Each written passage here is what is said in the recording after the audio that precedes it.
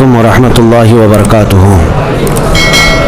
الحمد للہ وکفا وسلام علی حبیبہ المصطفیٰ، اما بعد فاعوذ باللہ من الشیطان الرجیم، بسم اللہ الرحمن الرحیم۔ ان اللہ وملائکتہ یصلون علی النبی یا ایہا الذین آمنوا صلوا علیہ وسلموا تسلیما۔ اللہم صل علی سیدنا محمد معدن الجود والکرم وآلہ واصحابہ الکرام وابنہ الکریم وبارک وسلم صلاة دائمة سرمدا ابدا بحمدہ تعالی و بکرم مصطفیٰ صلی اللہ علیہ وسلم۔ آج کی اس شب میں قرآن عظیم کے 26 پارے مکمل ہو چکے ہیں۔ اللہ کریم بقیہ قرآن عظیم کے پاروں کو صحیح تجوید سے پڑھنے اور آپ کو سماعت کرنے کی توفیق عطا فرمائے۔ آج ہمارے لیے خوش بختی ہے، خصوصیت کے ساتھ ہماری محفل میں حضرت علامہ مولانا مفتی عاقب شافعی صاحب ادام اللہ اقبالہ تشریف لائے ہیں، اور مجھے خبر نہیں تھی، آپ نے یہیں پر تراویح کی نماز ادا کی اور خاص ہمارے اس تفسیر میں شرکت کی غرض سے یہ بھیونڈی سے چل کر تشریف لائے ہیں، اور الحمدللہ شافعی مسلک کے ایک بہت ہی بہترین مدقق عالم دین ہیں۔ فقہ شافعی پر آپ کو عبور حاصل ہے، اور جامعہ ازہر مصر میں بھی الحمدللہ آپ زیر تعلیم رہے، وہاں سے بھی آپ نے تعلیم حاصل کی ہے۔ ایک بہت بڑا مسئلہ ہے یہاں پر، کوکن کے جو حضرات شافعی ہیں اور کیرلا کے جو شافعی ہیں، دونوں میں فرق ہے۔ فرق اس طور پر کہ کیرلا کے جو شافعی حضرات ہیں ان کے ہاں کثیر علماء ہیں، اور ان کی زبان کے علماء ہیں، ملیالم کے، ملباری، تو وہاں کے عوام کو کوئی دقت نہیں فقہ شافعی کے لیے، بلکہ یوں سمجھ لیں کہ ہر گلی میں، ہر محلے میں وہاں عالم دین آپ کو ملیں گے۔ کیرلا میں ہر مسجد میں مدرسہ چلتا ہے جس میں فقہ شافعی کی تعلیم ہوتی ہے، لیکن یہ جو کوکن سائڈ کے جو ہمارے شافعی حضرات ہیں، یہاں پر علماء کی کمی بہت زیادہ ہے۔ جیسے آپ لوگوں میں ہیں اسی طرح سے شافعی، اردو شافعی والے ہیں، اور میں جہاں تک سمجھتا ہوں کہ اردو شافعی حضرات جو کوکن والے ہیں ان کے چند چنیدہ علماء میں سے ایک بہترین عالم دین حضرت علامہ مفتی عاقب شافعی صاحب ہیں۔ اللہ تبارک و تعالیٰ ان کے علم میں اور برکتیں عطا فرمائے، روز افزوں ترقی عطا فرمائے۔ آپ ایک مدرسے کے بانی بھی ہیں اور مدرس بھی ہیں الحمدللہ۔ بہرحال میں مختصراً آج آپ کے سامنے عرض کرتا ہوں۔ آج ہم نے سورہ احقاف، سورہ محمد، سورہ فتح، سورہ حجرات اور سورہ قاف، سورہ ذاریات کا کچھ حصہ تلاوت کی ہے۔ یہ تمام صورتیں بڑے احکام لیے ہوئے ہیں۔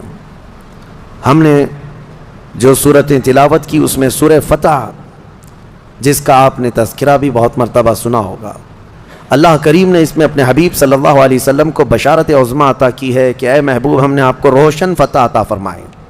انا فتحنا لک فتحا مبینا، بے شک ہم نے آپ کو روشن فتح عطا فرمائی۔ یہ کس فتح کے متعلق ہے؟ یہ فتح مکہ کے متعلق ہے۔ مکہ والے 1 سال پہلے نبی مکرم صلی اللہ علیہ وسلم کو عمرہ کرنے سے روک دیے تھے۔ حضور صلی اللہ تعالیٰ علیہ وسلم اپنے صحابہ کے ساتھ مدینے سے نکلے تھے، تقریباً 1400 صحابہ احرام کی حالت میں عمرہ کرنے کی غرض سے آئے۔ مکہ سے 35 کلومیٹر باہر حدیبیہ ایک مقام ہے، وہاں پر حضور کو زور زبردستی روک دیا گیا اور کہا گیا کہ ہم آپ کو مکہ میں انٹر ہونے نہیں دیں گے۔ تو یہ ایسی داداگیری تھی مکہ والوں کی کہ مکہ میں طواف کبھی کسی کے لیے روکا نہیں جاتا تھا۔ وہاں دشمن بھی آتے تھے جن کے ساتھ ان کی جنگیں ہوتی تھی، وہ ایام حرمت میں، حرمت والے مہینوں میں وہ آتے تھے، لیکن نبی پاک صلی اللہ علیہ وسلم اور اصحاب کو مجبور کر دیا ان لوگوں نے کہ آپ مکہ میں نہیں آ سکتے۔ یہیں پر وہ صلح ہوئی تھی جس کو صلح حدیبیہ کہتے ہیں، مشہور ہے۔ یہ دونوں فریق کے درمیان ایک ایسا ایگریمنٹ بنا تھا جس کو دیکھ کر کے بظاہر ایسا لگتا تھا کہ مسلمانوں نے دب کر صلح کر لی، لیکن نگاہ نبوت دیکھ رہی تھی کہ ہونا کیا ہے۔ ان عقود میں، جو عقد میں جو لکھا گیا تھا، اس میں یہ تھا کہ اس سال آپ عمرہ نہیں کریں گے، یہیں احرام کھول کر واپس چلے جائیں گے مدینہ۔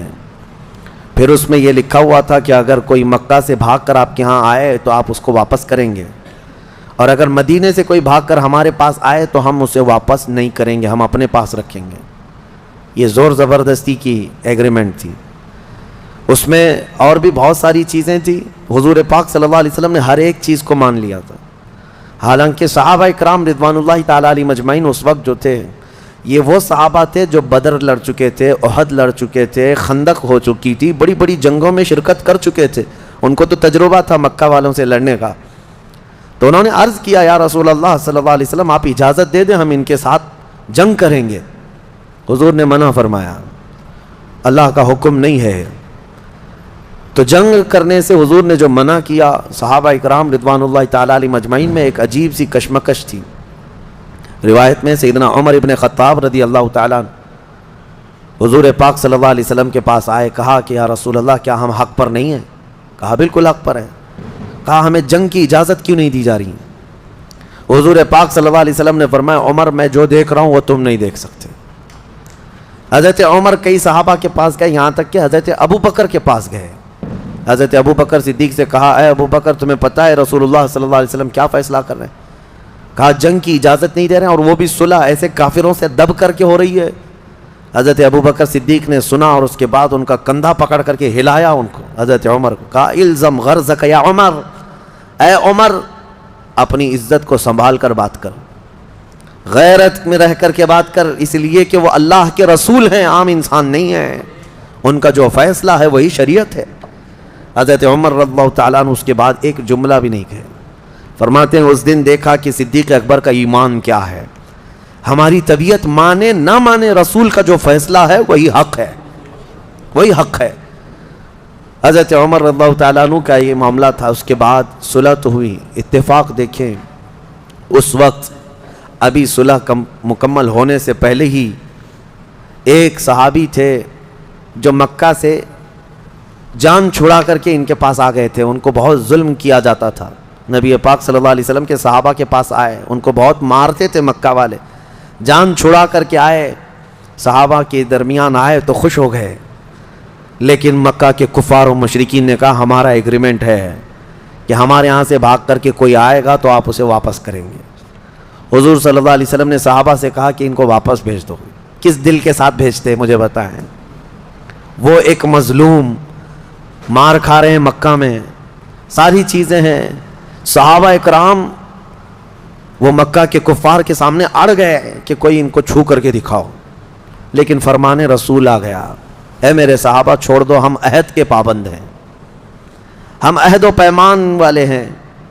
تو مجبوراً ان کو چھوڑنا پڑا. وہ گئے, روتے روتے گئے, فریاد کرتے گئے.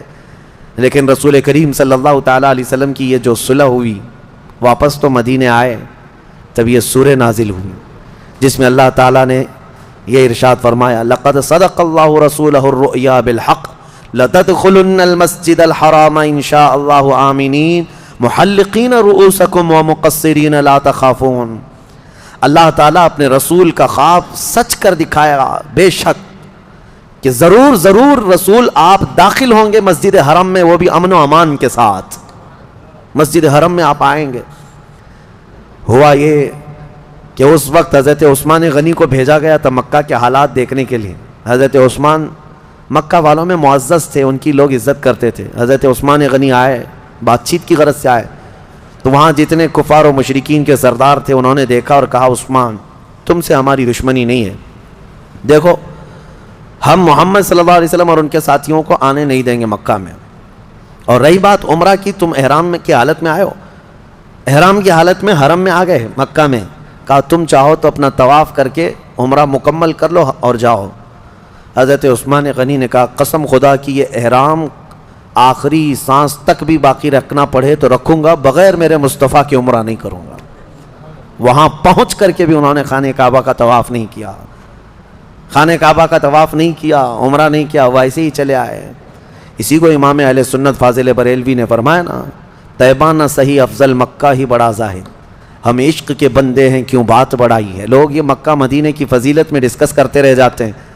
مسئلہ یہ ہے کہ صرف خانہ کعبہ ہی نہیں, اصل عظمت مصطفیٰ ہے. یہ نہ ہو تو پھر خانہ کعبہ کے لاکھ چکر بھی کسی کام کے نہیں. حضرت عثمان غنی رضی اللہ تعالیٰ عنہ کا یہ عمل بتاتا ہے کہ وہ احرام کی حالت میں اگر کوئی وہاں تک گیا ہے تو ظاہر سی بات ہے اب اگر احرام کھولے گا تو اس پر دم واجب ہے، بکرا قربان کرنا پڑے گا، وہ سب منظور ہے ان کو، لیکن میرے مصطفیٰ کے بغیر طواف کرنا منظور نہیں۔ واپس آ گئے، سال بھر نہیں گزرا تھا، 6 ہجری کا معاملہ ہے، 7 ہجری کے قریب دوبارہ نبی پاک صلی اللہ تعالیٰ علیہ وسلم دوسرے سال جب تشریف لائے رہے تھے، اس وقت 10,000 صحابہ تھے، اور 10,000 صحابہ کے ساتھ جب مدینے سے مکہ نکلے، وہ ہیبت ایسی طاری تھی کہ مکہ والوں کے دل پورے ہل چکے تھے، اور کوئی مقابلے کو تیار نہیں تھا، سب ادھر ادھر بھاگم بھاگی چل رہی تھی، کوئی کس کے ہاں جا رہا ہے، کوئی کس کے ہاں جا رہا ہے، اور اللہ تعالیٰ نے اپنے نبی کو وعدہ پورا کیا۔ نبی پاک صلی اللہ علیہ وسلم 20 رمضان المبارک 7 ہجری کو مکہ مکرمہ میں اس شان کے ساتھ داخل ہوئے کہ حضور کے داخل ہونے کی تاریخ سے لے کر آج تک دوبارہ کبھی خانہ کعبہ میں شرک اور بت پرستی نہیں ہو سکی۔ حضور پاک صلی اللہ علیہ وسلم نے جو پاک کیا، اور خانہ کعبہ کو جو، اور مسجد حرم کو جو پاک کیا، بہرحال یہ فتح مکہ میں نے اس سے قبل بھی بتایا تھا، تو یہ روشن فتح جس کا ذکر سورہ فتح میں آیا ہے، یہ فتح مکہ ہے۔ یہاں ایک مسئلہ ہے، عقیدے کی بات بھی ہے، میں عرض کیے دیتا ہوں۔ اس آیت میں اللہ نے فرمایا لِيَغْفِرَ لَكَ اللَّهُ مَا تَقَدَّمَ مِن ذَنبِكَ وَمَا تَأَخَّرَ، اللہ نے آپ کو روشن فتح عطا فرمائی۔ اب آگے کا جو آیت کا ٹکڑا ہے جو میں نے تلاوت کیا، غور سے توجہ، تاکہ اللہ تعالیٰ آپ کے اگلے پچھلے گناہوں کو معاف کر دے۔ بہت سارے لوگوں نے یہی کہا، آپ کے اگلے پچھلے گناہوں کو معاف کر۔ مارکیٹ میں ملنے والے بہت سارے قرآن کے ترجمے ہیں، ان میں اٹھا کر دیکھو تو یہی ترجمہ ہے، اے رسول آپ کے اگلے پچھلے گناہوں کو اللہ تعالیٰ معاف کر دے، اس لیے روشن فتح عطا کی تاکہ آپ کے اگلے پچھلے گناہوں کو معاف کر دے۔ ترجمہ کرنے والوں سے کوئی یہ سوال کرے کہ بھائی بتاؤ تو صحیح، آپ کے رسول کے اگلے گناہ کون سے تھے، پچھلے گناہ کون سے تھے جس کی معافی کا اللہ نے یہاں بیان کیا ہے؟ جبکہ عقیدہ تو ہمارا یہ ہے کہ نبی معصوم ہوتے ہیں، اور میرے آقا تو سید المعصومین ہیں، تو کون سے گناہ ہیں؟ اسی لیے ہم کہتے ہیں نا، ہر کتاب کو اٹھا کر پڑھ لینے کا نام علم نہیں۔ ہاں، جیسے آج گوگل کے بہت سارے شاگرد ہیں بیچارے، گھس جاتے ہیں کسی میں بھی، تمہیں اگر کہیں لکھا ہوا دکھ گیا اسلام تو یہ ضروری نہیں کہ اسلام ہی ہے، یہاں تو ہزاروں رہزن ہیں لباس خضر میں۔ ہاں، بہت سارے معاملات ہیں، کس سے پڑھ رہے ہو، کس سے لے رہے ہو، یہ دیکھنا ضروری ہے۔ قرآن کا ترجمہ کئی لوگوں نے کیا اس طرح سے، لیکن آؤ بریلی کے امام عشق و محبت کا ترجمہ کنز الایمان اٹھاؤ، آپ نے کس سلیس انداز میں اور کس ادب کے انداز میں فرمایا، اے رسول ہم نے آپ کو روشن فتح عطا کی تاکہ آپ کے اگلوں اور پچھلوں کے گناہ معاف کر دیا جائے۔ کتنا بڑا فرق ہے آپ کے اگلے اور پچھلے میں، اور آپ کے اگلوں اور پچھلوں میں کتنا بڑا فرق ہے۔ آپ کے ذریعے سے اے رسول، آپ کی وجہ سے، آپ کی برکت سے اللہ آپ کے اگلوں اور پچھلوں کے گناہ معاف کرے۔ اس میں عقیدہ بھی سلامت ہے، عصمت کا اور بارگاہ رسالت کا ادب بھی محفوظ ہے۔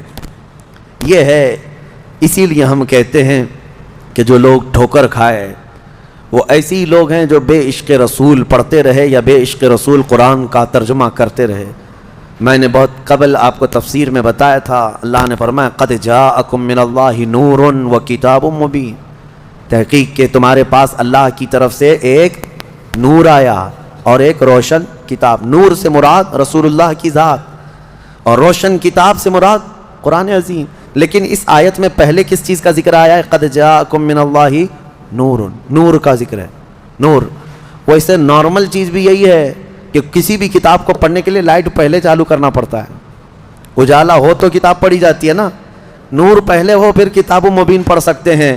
اسی لیے اس آیت کی ترتیب بھی دیکھیں، نور پہلے ہے، مطلب یہ ہے کہ تم پہلے اپنے قلب کو نور مصطفیٰ سے جگمگاؤ، پھر قرآن پڑھو، تمہارے قدم ہدایت پر رہیں گے، تمہارے قدم ہدایت پر رہیں گے۔ عزیزان گرامی وقار، اسی سورہ فتح کی آخری آیت ہے جس میں اللہ نے فرمایا محمد الرسول اللہ والذین معہ اشداء علی الکفار رحماء بینہم تراہم رکعا سجدا یبتغون فضلا من اللہ ورضوانا۔ اللہ فرماتا ہے محمد اللہ کے رسول ہیں، اور ان کے ساتھ جو ہیں، اب ان کے ساتھ کون ہیں؟ صحابہ، سمپل سی بات ہے، ہر کوئی جانتا ہے۔ ان کے ساتھ جو ہیں، اللہ فرماتا ہے ان کی صفات کیا ہیں، سنو ابھی۔ اللہ فرماتا ہے اشداء علی الکفار، کافروں پر سخت ہیں، رحماء بینہم، آپس میں نرم دل ہیں، آپس میں نرم دل ہیں، تراہم رکعا سجدا یبتغون فضلا من اللہ ورضوانا، تم ان کو دیکھو گے رکوع اور سجدے کے عالم میں ہوں گے اور اللہ کا فضل ڈھونڈ رہے ہوں گے. یہ صحابہ کی صفت ہے. سیماہم فی وجوہہم من اثر السجود، ان کے چہروں پر تو سجدوں کے نشان آ چکے ہوں گے. اس کا مطلب وہ نہیں جو کالا نشان ہے شامی کباب. بہت سارے لوگ اس آیت سے یہی سمجھتے ہیں سیماہم فی وجوہہم، وجوہہم ہے ایک، یہ عربی میں وجہ جو ہے پورے چہرے کو کہتے ہیں، اور پیشانی کو جبہہ کہتے ہیں. جبہہ یعنی پیشانی پر اگر نشان کی بات ہوتی تو صرف جبہہ کا لفظ آتا. اللہ نے قرآن میں فرمایا فی وجوہ، ان کے پورے چہرے پر سجدے کے نشان ہیں، یعنی چہرہ چمکدار ہوگا. اور بعض لوگ گھس گھس کر کے پیشانی پر کہتے ہیں کہ یہی نشان ہے جو قرآن میں ذکر ہے. بہرحال وہ ایک الگ مسئلہ ہے. ہم بھی بہت سالوں سے سجدے کر رہے ہیں، بہت سالوں سے ہم بھی نماز پڑھ رہے ہیں. بہرحال جو صحابہ کرام رضوان اللہ تعالیٰ علیہ مجمعین کی صفت آئی ہے اس پر مجھے بات کرنا ہے. کیا ہے؟ اشداء علی الکفار رحماء بینہم، وہ کافروں پر سخت ہیں اور آپس میں نرم دل ہیں. اے مسلمانوں، کہیں اس کو تم نے پلٹ تو نہیں دیا، کہیں اس کو الٹ تو نہیں دیا کہ اب آپس میں بہت سخت ہو گئے اور دوسروں کے لیے نرم ہو گئے؟ ہم دیکھ رہے ہیں، حالات دیکھ رہے ہیں. اپنوں کے لیے اتنا سخت دل ہو گئے ہیں لوگ، بات چیت کرنا پسند نہیں ہے، سلام کلام نہیں ہے، ملنے کی خواہش نہیں ہے. اور وہی کفار و مشرکین کے ساتھ خوب بگاڑی جا رہی ہیں، ان کے آؤ بھگت کیے جا رہے ہیں، ان کے استقبال بھی چل رہے ہیں. یہ آیت کو الٹ کر کے رکھ دیا اس زمانے کے لوگوں نے. جو صحابہ کی کیفیت تھی وہ یہ تھی. آپ کو پتہ ہے صحابہ کرام رضوان اللہ تعالیٰ علیہ مجمعین کوئی رو رعایت نہیں کرتے تھے اگر اس کے اندر ایمان نہیں ہے تو.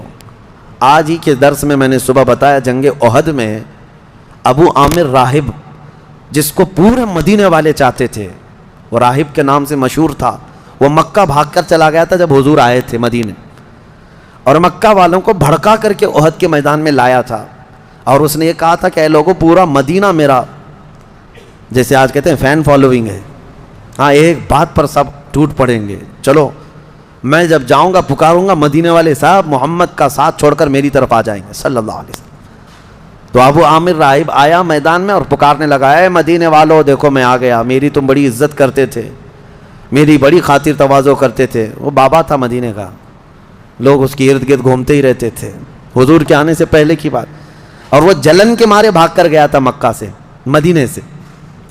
اب جب وہ للکارنے لگا تو جانتے ہو جو برسوں سے اس کو راہب کہتے تھے وہ انصار صحابہ آگے بڑھتے ہیں اور کہتے ہیں ہاں ابو عامر راہب، ابو عامر ہم تجھے اچھی طرح پہچانتے ہیں، تو فاسق ہے، عدو اللہ ہے، تو اللہ کا دشمن ہے، رسول اللہ کا دشمن ہے، ہم اچھی طرح تجھے جانتے ہیں.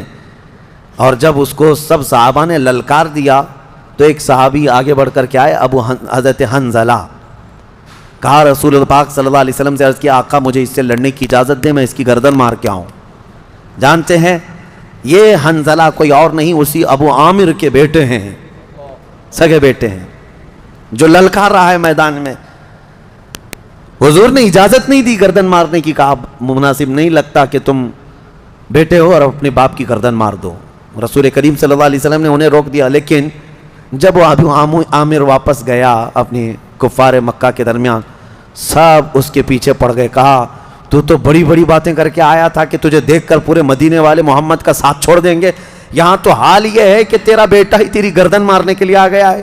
وہ کہتا ہے غضب کا جادو کیا ہے محمد نے، نعوذ باللہ من ذالک. میرے عزیزو، جادو نہیں، یہی ایمان پلایا ہے میرے آقا نے. صحابہ کا یہی تو تھا مسلک، یہی مشرب، یہی اشداء علی الکفار. وہ چاہے کوئی بھی ہو، باپ ہو کہ بیٹا ہو کہ بھائی ہو، کوئی بھی ہو، وہ سخت تھے ان معاملات میں. رحماء بینہم. اور آپ کو پتہ ہے بدر کے میدان میں اتنے رشتے ہیں بتائیں تو ایک بڑی طویل داستان ہے. ادھر کفار کی طرف ماموں ہے، یہاں صحابہ میں بھانجا ہے، ادھر باپ ہے، ادھر بیٹا ہے، ادھر بھائی ہے، ادھر ایک بھائی ہے، ادھر چاچا ہے، ادھر بھتیجا ہے. کتنے معاملے. حضرت علی کرم اللہ وجہہ الکریم ادھر ہیں، حضور صلی اللہ علیہ وسلم کی طرف حضرت حمزہ یہاں ہیں اور کفار کی طرف عباس ہیں. حضرت حمزہ اور عباس سگے بھائی ہیں. حضرت علی کے سگے بھائی عقیل بن ابی طالب وہ بھی کفار کی طرف سے آئے. کتنے رشتے بتائیں آپ کو. یہ اور بات ہے کہ یہ لوگ بعد میں اسلام لائے ہیں, بعد میں اسلام لائے. ابو جہل حضرت عمر فاروق کا ماموں ہے, ادھر حضرت عمر ابن خطاب ہیں ادھر. یہ صحابہ نے یہ دیکھا ہی نہیں کہ ہمارا ان سے کیا رشتہ ہے, انہوں نے صرف یہ دیکھا ہے کہ اگر نسبت مصطفیٰ نہیں ہے تو یہ ہمارے کچھ بھی نہیں لگتے, کچھ بھی نہیں لگتے. اشداء علی الکفار یہ صفت تھی. اب اس کا مطلب یہ نہیں ہے, بعض لوگ یہ سمجھتے ہوں کہ سختی کرنے کا مطلب کیا ہے. ہم جہاں رہتے ہیں کفار و مشرکین سے ہمارے معاملات ہیں, آپ تجارت کریں, اخلاق کے ساتھ رہیں, اچھے ویوہار کریں, ٹھیک ہے, لیکن اس کا مطلب یہ نہیں ہے کہ تم جو ہے مومنین کو سائیڈ لگا دو اور ان کی طرف نظر بھی نہ کرو اور تم یہ کہنے لگ جاؤ کہ نہیں یہ لوگ تو اچھے ہیں, یہ لوگوں کے ہاں یہ معاملہ اچھا ہے. میں حضرت ابو حازم رحمۃ اللہ تعالیٰ علیہ کی کتاب میں ایک حکایت پڑھ رہا تھا. میں نے فجر کے درس میں اس کو بیان بھی کیا تھا. بڑی حیرت کی بات ہے. اسی لیے کفار و مشرکین کی کسی چیز کو آپ تعریف میں بھی مت لو. مکہ مکرمہ میں حج کے دوران ایک شخص کا انتقال ہوا تو اس کو دفن کرنے کے لیے جہاں لے گئے وہ ایک عالم کی قبر تھی, وہ کھودی گئی. وہ لوگ جانتے تھے اس کو, تو لیکن وہاں وہ عالم نہیں تھا, ایک خوبصورت لڑکی سوئی ہوئی تھی قبر میں. تو حیرت میں آ گئے کہ اس عالم کی قبر میں لڑکی کیسے دفن ہو گئی. لوگ پریشان تھے. تو اتفاق سے وہاں ایک شخص جو حج پہ آیا تھا وہ لڑکی کو جانتا تھا. کہا یہ ہمارے علاقے کی, وہ جس ملک سے آیا تھا وہ کہتا ہے میں اس کو اچھی طرح جانتا ہوں, یہ پوری عیسائی لڑکی تھی, یہ کنورٹ ہوئی تھی, اسلام قبول کی تھی, لیکن اس کا پورا خاندان عیسائی ہے. میں اس کو اچھی طرح سے جانتا ہوں اور اس نے اپنا ایمان چھپایا تھا اور کچھ دنوں پہلے یہ بیمار ہوئی, انتقال کر گئی. اس کو تو وہاں مرتے ہوئے ہم نے دیکھا, یہ یہاں کیسے ہے. لوگوں نے کہا تجھے شبہ تو نہیں ہو رہا؟ کہا نہیں, یقین ہے مجھے, پورا کا پورا یقین ہے. تو وہاں سب اور بھی دیگر علماء کو سب یہ باتیں پتہ چلی. تو پھر یہ بحث چھڑ گئی, تو پھر یہ عالم کہاں گیا جس کو دفن کیا گیا تھا, وہ عالم کہاں گیا؟ تو وہی جو حج پر آیا ہوا شخص تھا اس نے کہا میں اپنے ملک جاتا ہوں, چند لوگوں کو میرے ساتھ بھیجو, میں اس لڑکی کے گھر والوں سے ملوا دوں گا. تو یہ گیا اپنے ملک اور اس لڑکی کے گھر والوں کے پاس گیا جو عیسائی تھے. کہا کہ تمہاری بیٹی فلاں فلاں کا انتقال ہوا. کہا ہاں. کہا ہم نے اس کو مکہ مکرمہ کے قبرستان میں دیکھا ہے. کہا ایسے کیسے ہو سکتا ہے, پاسبل نہیں. ہم نے تو اس کو اچھے آخری رسومات کے ساتھ اچھے طریقے سے دفن کیا اپنے قبرستان. تو یہ جو گئے ہوئے مسلمان تھے انہوں نے اصرار کیا کہ چلو تمہاری بیٹی تمہاری لڑکی کی قبر کھود کر دیکھا جائے, کیا تم نے جو دفن کیا وہ وہی ہے. جب وہ لوگ آئے اصرار کے بعد وہ قبر کھودی گئی جو عیسائی قبرستان میں تھا. تو قبر کھولنے کے بعد ایک حیرت انگیز منظر کہ وہ عالم یہاں لیٹا ہوا ہے عیسائی قبرستان میں. لاش بری طرح مسخ ہے, صحیح شکل نہیں ہے. لوگ دیکھ کر کے پہچان لیے کہ یہ مکہ میں جس کی قبر تھی وہ یہی ہے. یہ کیسے شفٹنگ کون کرتا ہے, کیا ہوا کیا تھا. بہرحال قبریں جیسی تھی ویسی کر دی گئی واپس. لوگوں میں یہ بحث چھڑ گئی کہ آخر یہ ایسا کیسے ہوا. اتنی بات تو سمجھ میں آ رہی تھی کہ یہ لڑکی اسلام سے محبت کرنے لگی, قرآن پڑھنے لگی تھی اور ایمان پہ انتقال ہوا. اس کا مکہ میں دفن ہو جانا تو سمجھ میں آ جاتا ہے کہ ہو سکتا ہے اس کو اللہ نے اعزازاً انعاماً جو ہے منتقل فرمایا ہو. لیکن یہ وہاں سے کیوں آیا مکہ سے؟ تو لوگ اس کے گھر گئے, اس کی بیوی تھی, بیوہ تھی. اس سے جا کر پوچھا تمہارے شوہر کے بارے میں کیا خیال ہے. کہتی ہے میرا شوہر تہجد گزار تھا, نمازی تھا, پابند تھا, سب کچھ اچھا تھا. لوگوں نے کہا کوئی ایسا عمل جو خلاف شرع یا کوئی ایسی چیز. کہا نہیں وہ تو پابند آدمی تھا. کہا ہاں ایک چیز عورت بولتی ہے جو میں آپ کو بتانے لگا ہوں, جس کے لیے میں نے یہ واقعہ آپ کے سامنے رکھا. اس کی بیوی کہتی ہے, بیوہ خاتون کہتی ہے جب کبھی اس پر غسل واجب ہوتا میرے شوہر پر, جنابت کا غسل, تو یہ کہتا عیسائیوں کے مذہب میں اچھا ہے, ان کے ہاں غسل واجب نہیں ہے. ہمارے ہاں ٹھنڈیوں میں بھی نہانا پڑتا ہے, بارشوں میں بھی, گرمیوں میں بھی نہانا پڑتا ہے. یہ بار بار ایک جملہ یہ کہتا تھا عیسائیوں کے ہاں ان کے مذہب میں اچھا ہے, جنابت کا غسل واجب نہیں ہے. وہ خاتون کہتی مجھے یہ بات کھٹکتی تھی, دین مصطفیٰ میں رہ کر کے یہ اگر عیسائیت کی بات کیوں کرتا ہے.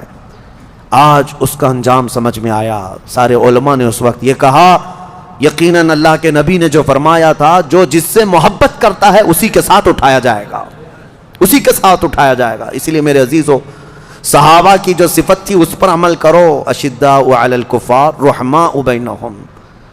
ہاں تمہارے دین میں کوئی کمی رہ گئی ہے؟ مصطفیٰ کریم صلی اللہ علیہ وسلم کے اخلاق میں کوئی کمی ہے جو تمہیں دوسروں کی تعریف کرنی پڑے؟ الحمدللہ میرا دین کامل ہے۔ مصطفیٰ کریم صلی اللہ علیہ وسلم کو دیا ہوا دین ایسا کامل بلکہ اکمل ہے جس میں ایک شوشہ بھی نہیں چھوڑا گیا ہے، قیامت تک کے لیے دین ہے۔ میں چیلنج کے ساتھ کہہ سکتا ہوں پوری دنیا کے دیگر ادیان کو لاؤ، کچھ تو مدون بھی نہیں ہے، لکھے ہوئے بھی نہیں ہے، بس ایسی اندھا دھند چل رہے ہیں کئی دن۔ کچھ مذہب جو ہے صرف افواہوں پر چل رہے ہیں، کچھ مذہب ہیں جن کی کتابیں ہیں، جن کے ہاں لا ہیں، لیکن سب کو لا کر کے بتا دو، میں بتاؤں گا اسلام کے علاوہ کوئی کمپلیٹ ہے ہی نہیں، کمپلیٹ نہیں ہے۔ میرے عزیزو، جس کے پاس سب کچھ ہے اسے یہ سب دیکھنے کی ضرورت نہیں۔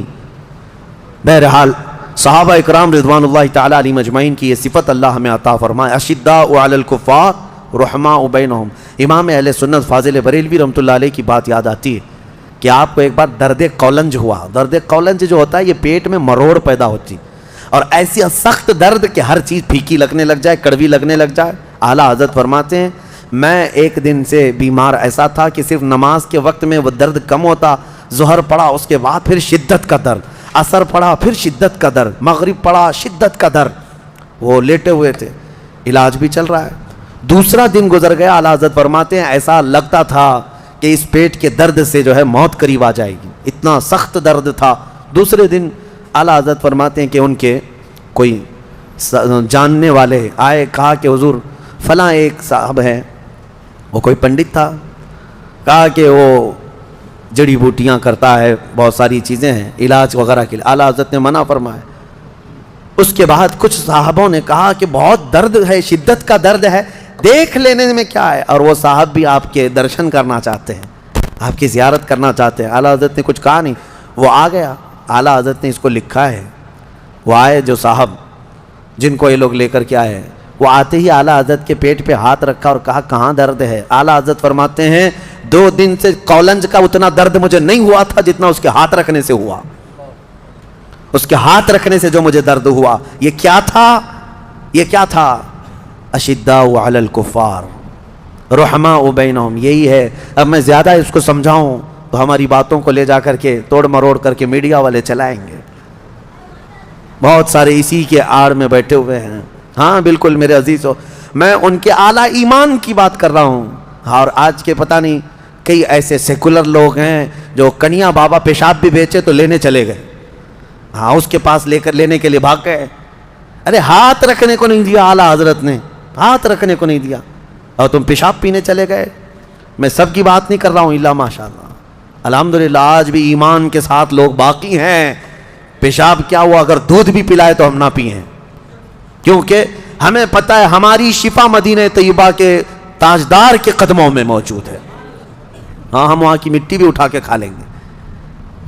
اسی لیے میں کہتا ہوں میرے عزیزو، ایمان جو ہے جب راسخ ہو جاتا ہے تب بندہ ان تمام معاملات کو سمجھتا ہے، ورنہ وہ بھینس کی طرح ہر جگہ منہ مارتا رہتا ہے۔ ہاں ادھر بھی کھا لیا، ادھر بھی کھا لیا، ادھر بھی۔ جس کو کہا گیا ہے کہ رات کو لکڑیاں جمع کرنے والا جو آدمی ہوتا ہے نا، رات میں لکڑیاں جمع، وہ کیا کرتا ہے، ایک ٹوکرا لیتا ہے اور ٹکڑے جمع کرتا رہتا ہے لکڑی، اور صبح پتہ چلتا ہے کتنے گوبر کے ٹکڑے جمع کیا ہے، کتنے پتھر ہیں، کتنی لکڑیاں ہیں، کتنا لوہا ہے، کچھ بھی نہیں، وہ سب جمع کر لیا تھا ٹوکرے میں۔ کیوں؟ اندھیرا تھا۔ اسی لیے کہتے ہیں عشق رسول کا اجالا ہو تو تمہارے ٹوکرے میں کوئی ٹکڑا گوبر کا نہیں آئے گا، جو جمع کرو گے وہ انشاءاللہ ایمان کے ساتھ ہی جمع کرو گے۔ اللہ کریم ہمیں اہل ایمان کی صحبت عطا فرمائے۔ سورہ حجرات، میں مختصر اس میں 2 چند باتیں عرض کروں کیونکہ احکام بہت سارے ہیں سورہ حجرات میں، بس 2 آیتیں اگر آپ سن لیں۔ اللہ فرماتا ہے اے ایمان والو، اللہ اور اس کے رسول کے آگے مت بڑھو۔ دوسری آیت ہے اے ایمان والو، نبی کی آواز پر اپنی آوازیں بلند مت کرو۔ لا ترفعوا اصواتکم فوق صوت النبی ولا تجہروا له بالقول کجہر بعضکم لبعض، اور نبی کو ایسے مت پکارو جیسے آپس میں ایک دوسرے کو پکارتے ہو، ورنہ تمہارے اعمال ضائع ہو جائیں گے۔ ایک صحابی حضرت قیس تھے جن کا سنائی کم دیتا تھا ان کو، اور وہ اونچا بولتے تھے. جس کے کان کم سنائی دیتے ہیں وہ زور سے بولتے ہیں. حضور کی مجلس میں وہ بیٹھتے، حضور سے بلند آواز سے پوچھتے تھے، یا رسول اللہ کیا کہا آپ نے؟ اللہ کو یہ ادا بھی پسند نہیں آئی. رب تعالیٰ نے آیت نازل فرمائی کہ نبی کی بارگاہ میں بلند آواز سے بات نہ کرو. آج بھی یہ آیت میرے آقا کی جالیوں پر لکھی ہوئی ہے، آج بھی ہے. لوگوں وہاں سے گزرنے کے وقت آج بھی وہی احکام ہیں. نفس گم کردہ می آیت جنید و با یزیدین جا، کہا گیا ادب گاہست زیر آسمان از عرش نازک تر. آسمان کے نیچے ایک ایسی جگہ ہے جو عرش سے بھی نازک ہے. یہاں جنید بغدادی اور بایزید بسطامی جیسے اولیاء آتے ہیں، اپنی سانسیں روک لیتے ہیں بارگاہ مصطفیٰ میں کہ نکلنے والی سانسوں سے کہیں روضہ رسول کی بے حرمتی نہ ہو جائے. پکارنا چلانا تو الگ بات ہے. تو یہاں کے آداب قرآن میں اللہ نے بیان فرمایا. وہ صحابی جب ان کو پتہ چلا کہ یہ آیت نازل ہو گئی تو وہ گھر میں بیٹھے رہ گئے، 40 دن تک روتے رہ گئے. بہت روئے کہ یہ آیت میرے ہی لیے نازل ہوئی. پھر دوسری آیت آئی، ان الذین یغضون اصواتهم عند رسول اللہ، بے شک وہ لوگ جو اپنی آوازیں پست رکھتے ہیں، دھیمی رکھتے ہیں اللہ کے رسول کے نزدیک، اولئک الذین امتحن اللہ قلوبهم للتقوی، یہ وہ لوگ ہیں جن کے دلوں کو اللہ نے تقوی کے لیے چن لیا ہے.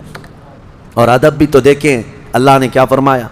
جب نبی کے حجرے کے پاس جائیں، میرے گھر کے پاس آئیں گے تو آپ کیا کہیں گے؟ پکاریں گے، میرا نام لے کر پکاریں گے. کہیں گے حضرت حضرت آپ کے ہاں میں جاؤں گا تو آپ کا نام لے کر پکاروں گا. لیکن حجرے کے میں حضور کے حجرے کے پاس جائیں تو اللہ کیا فرماتا ہے، ان الذین ینادونک من وراء الحجرات اکثرهم لا یعقلون. جو رسول اللہ کے حجرے کے باہر، حضور کے گھر کے باہر آ کر پکارتے ہیں ان کا نام لے کر، ان میں اکثر عقل والے لوگ نہیں ہیں.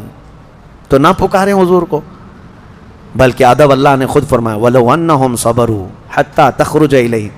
جانا ہو اگر رسول پاک کے پاس تو طریقہ اللہ بیان فرما رہا ہے، پکارو مت، جا کر تھوڑی دیر صبر کے ساتھ دروازے پر کھڑے رہو، میرا محبوب خود باہر آئے گا، حضور خود تشریف لائیں گے، یہ تمہارے لیے زیادہ بہتر ہوگا.